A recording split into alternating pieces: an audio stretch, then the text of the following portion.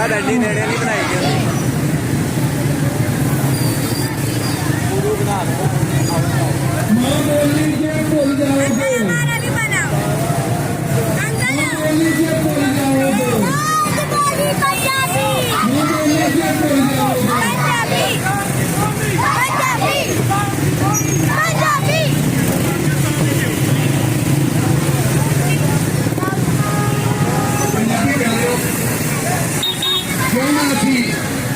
ਜਿਹੜੀ ਨਵੀਂ ਪੰਜਾਬੀ ਦੀ ਕਮਾਲ ਲਿਖੀ ਹੈ ਇਹ ਤੁਹਾਡੇ ਸਾਹਮਣੇ ਪੇਸ਼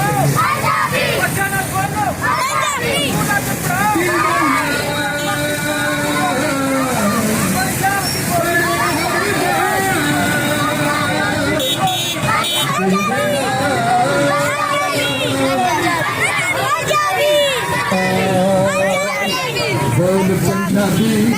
ਉਹ ਮਿੱਤਰਾ ਬੋਲ ਪੰਜਾਬੀ ढोल पंजाबी वो मेरे ढोल पंजाबी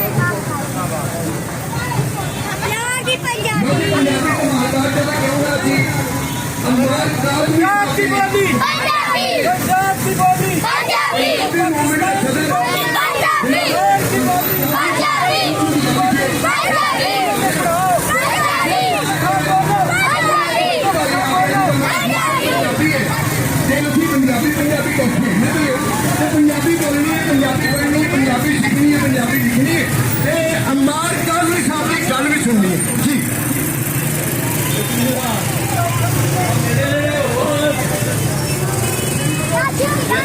गल ना सुनी तो जवाब नहीं आना समझ के माफिया हक पाया पंजाबी